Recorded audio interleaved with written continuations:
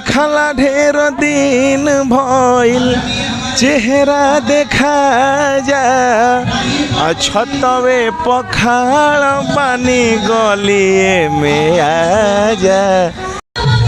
नमस्कार दोस्तों, मैं हूं आपका दोस्त अभिषेक और आप सभी का स्वागत है आपके अपने इस यूट्यूब चैनल में। और इसके डिराज भोजपुरी सिंगर में जो वायरल चल रहे हैं, काफ़ी हिट सुपर हिट गाना आ रहा है, वो भैया जी मौजूद है। सबसे पहले आपका स्वागत है। चलिए आपका भी स्वागत बा। और अभिषेक जी के जो भी चैनल देखा था आप सबको स्वागत बा। और हमने के म्यूजिक के दुनिया में तहलका मचा हमारे भाई रोशन रॉक जी के तिलक में भैया, और आपके बहुत बहुत स्वागत है कि हमारे भाई के तिलक में। हिट गाना जो आपका काफ़ी वायरल चल रहा है, थोड़ा बहुत हो जाए।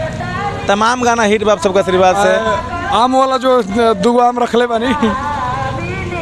अरे की देखला ढेर दिन भइल चेहरा देखा जा छतवे पखाड़ पानी गलिए में आ जा। बहुत सारा गाना हिट बा और सारा गाना के म्यूजिक हमारे रोशन रॉक जी के बनावल है। निमन तकदीर बा देसीला शरीर बा मजनुआ पर लड़की के भी मजनुआ वाला हो जाए, बहुत एकदम काफी वायरल चल रहा है। सब गाना होई और स्टेज लागल बा। हां तला एक मजनुआ वाला। अरे कि निमन तकदीर बा देसीला शरीर बा हमारा मजनुआ पर लड़किन के भीड़ बा। बहुत सारा गाना बा।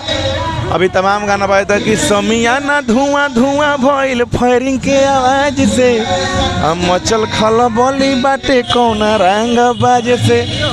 बहुत गाना भाई सन। बहुत बहुत धन्यवाद भाई जी अपना कीमती समय देने के लिए। चलिए आपके भी बहुत स्वागत बा हमारे रोशन जी के तिलक में। कैसे कि सारा म्यूजिक उन्हें हमारे बनाईला और माता रानी के आशीर्वाद से, पब्लिक के आशीर्वाद से, भगवान स्वरूपी जनता का आशीर्वाद से सब गाना का प्यार मिला था। अभी तमाम गाना होली भी बाज रहा बा। और बबुआ देखे थे बहुत ही परिचय करा दे हमारे। अरे खुश रहो बाबू। रंजन यही मेरा भाई, सब मिलोडी बजाता है, सब बहुत ही प्यारा मेरा छोटा भाई है। और रोशन रॉक ये दोनों को मिल के म्यूजिक हमारे बनाई ले जाए और बहुत प्यार मिला। तो आप क्या कहना चाहेंगे?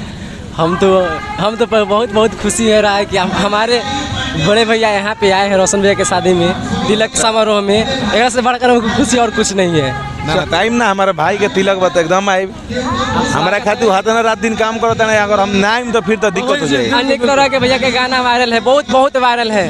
50 गाना हिट बा, बहुत सारा गाना हिट बा। सब पब्लिक का आशीर्वाद है। सब हमारे भगवान के दिए। बहुत बहुत धन्यवाद।